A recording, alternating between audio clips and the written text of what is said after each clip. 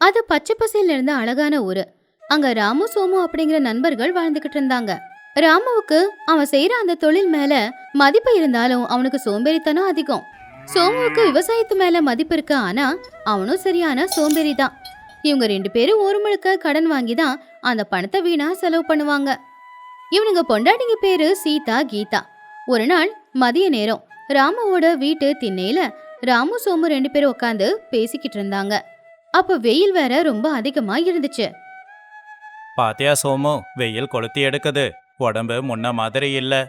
தறி முன்னாடி உக்காந்து நூலை என்னவோ இல்ல நூலை பிரிச்சு அதுக்கு வண்ணம் போடவோ முடிய மாட்டேங்குது. இப்படியே போனா என்ன பண்றது சொல்லு? உண்மைதான் ராமு, என் நிலைமையும் சரியில்லை. வயலுக்கு போய் தண்ணி பாய்ச்சறதுக்குள்ள சோர்வாயிடுது. அதான் வட்டிக்காரங்கிட்ட கொஞ்சம் கடன் கேட்டேன், அவரும் கொடுத்துட்டாரு. இந்த மாசத்தை எப்படியாவது கடந்துட்டா போதும், அடுத்த மாசத்தை அப்புறம் பார்த்துக்கலாம். நானும் அந்த வட்டிக்காரங்கிட்ட 5000 ரூபாய் கடன் வாங்கி இருக்கேன். சீதா வேற சொல்லிக்கிட்டே இருக்கா, ஏதாவது வேலைக்கு போய் கடன் அடைங்கன்னு. ஆனா நம்மளால தான் இந்த வெயில போய் உழைக்கவே முடியலையே. அந்த காலத்துல இப்படியா? நல்லா மழை பெய்யும், விளைச்சலும் நல்லா இருக்கும். இந்த அளவுக்கு கஷ்டப்பட வேண்டியது இல்ல. ஏங்க, எப்ப பார்த்தாலும் வெட்டியா நேரத்தை போக்குறது தானா? இன்னும் கடன் வாங்கி எத்தனை நாளைக்கு குடும்பத்தை நடத்த போறீங்க? வயசுக்கு வந்த பொண்ணுங்க வீட்ல 2 பேர் இருக்காங்க. அவங்களுக்கு கல்யாணம் பண்ணணும், கையில ஒத்த ரூபாய் இல்ல. நீங்க என்னமோ இன்னும் சோம்பேறித்தனமாவே இருக்கீங்க. கடன் கொடுத்தவங்க எல்லாரும் வீடேறி வந்து திட்டிட்டு போறாங்களே, உங்களுக்கு வெக்கமா இல்லையா? சோமுவோட பொண்டாட்டியான கீதா ராமுவோட வீட்டுக்கிட்ட வந்து, அக்கா, என் வீட்டோட நிலைமையும் இப்படிதான் இருக்கு. இவரு வயல் பக்கமே போக மாட்டேங்கிறாரு. வேலைக்கு போங்க அப்படின்னு சொன்னா போதும், அதிர்ஷ்டம் தானா நம்ம வீட்டு கதவை தட்டும் அப்படின்னு சும்மா கதை கதையா பேசிக்கிட்டு இருப்பாரு. என்ன ஆனாலும் இவங்க மாற போறதில்ல, நம்ம வாழ்க்கையும் மாற போறதில்ல.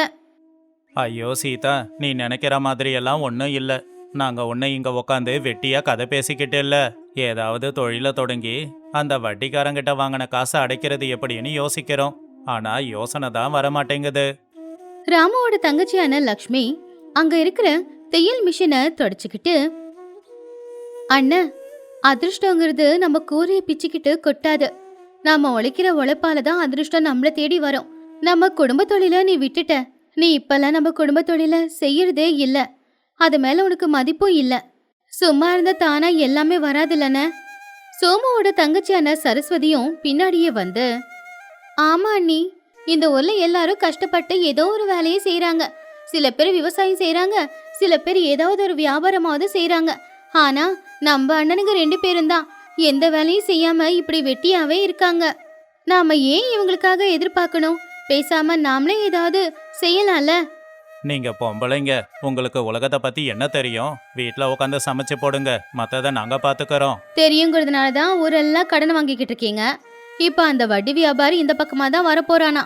அவங்களுக்கு என்ன பதில் சொல்ல போறீங்க? கொஞ்ச நேரத்திலேயே வட்டி வியாபாரி ரொம்பவும் பந்தாவா ஒரு மாட்டு வண்டியில இறங்கி ராமு வீட்டுக்குள்ள வந்தாரு.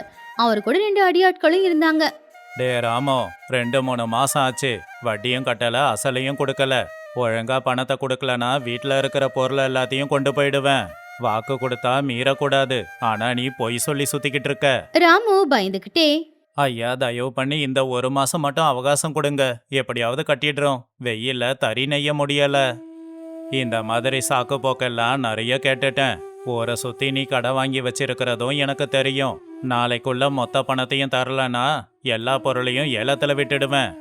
வியாபாரி கோவமா அங்கிருந்து போயிட்டாரு. ராமு சோமுவோட முகம் வாடி போச்சு. சுத்தி இருக்கிறவங்க எல்லாருமே அவங்கள பாத்துக்கிட்டு இருந்தாங்க.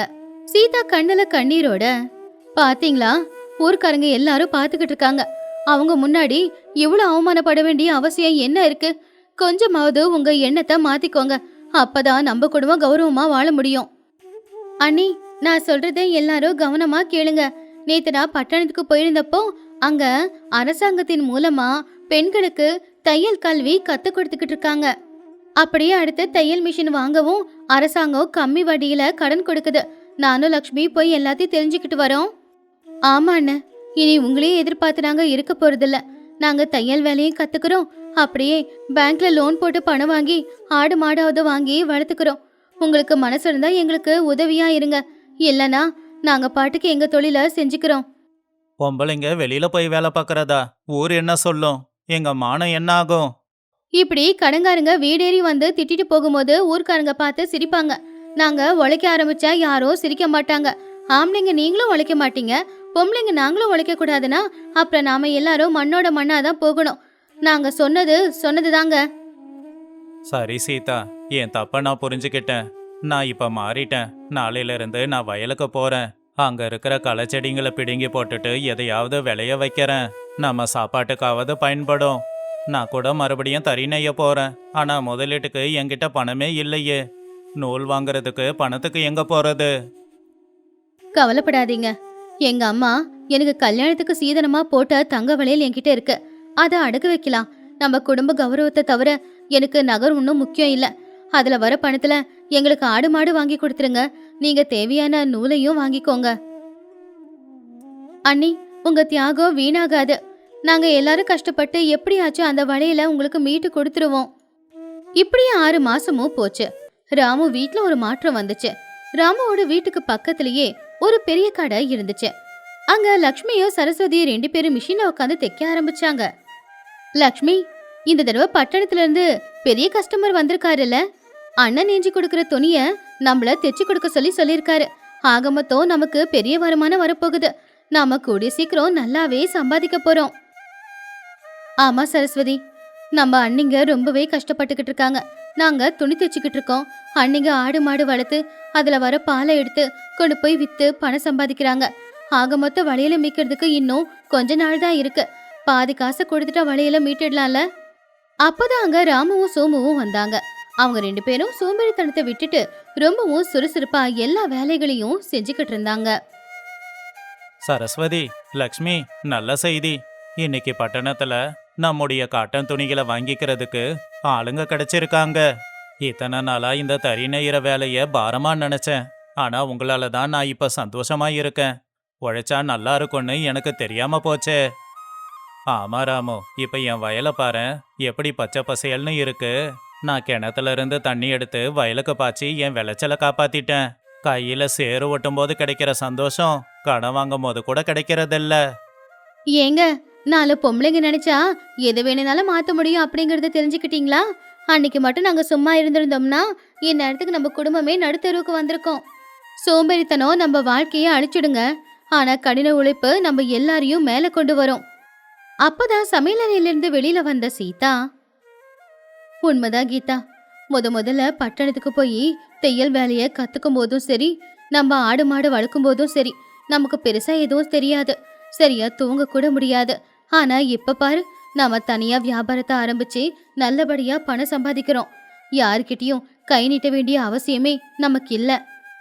ஆனா நம்ம ஊர்ல இருக்கிற மத்த பொண்ணுங்களும் நம்ம கிட்ட வேலைக்கு வர்றதுக்காக கேட்டுக்கிட்டு இருக்காங்க.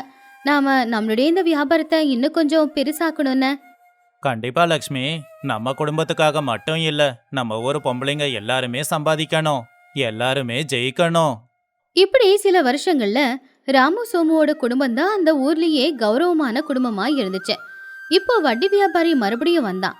ஆனா திமிரா இல்ல, ரொம்ப பணிவா வந்தான். ராமு, சோமு, எப்படி இருக்கீங்க? உங்க கடன் மொத்தத்தையும் வட்டியோட சேர்த்து அடைச்சிட்டீங்க. உங்களை பார்க்க ரொம்ப பெருமையா இருக்கு. நான் உங்களுக்கு கடன் கொடுத்தது போய் இப்போ உங்ககிட்ட உதவி கேட்டு வந்திருக்கேன்.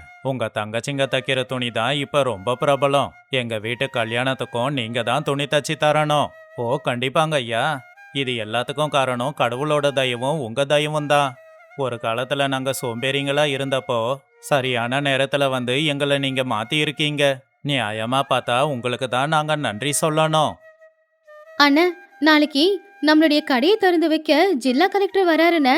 நம்ம எல்லா பெண்களுக்கும் இலவசமா தையலை கத்து கொடுக்க போறோம் இல்லையா? அது அவர் கையாலேயே ஆரம்பிச்சு வைக்க போறாரு. நமக்கு ரொம்ப சந்தோஷமா இருக்குல்லண்ணா.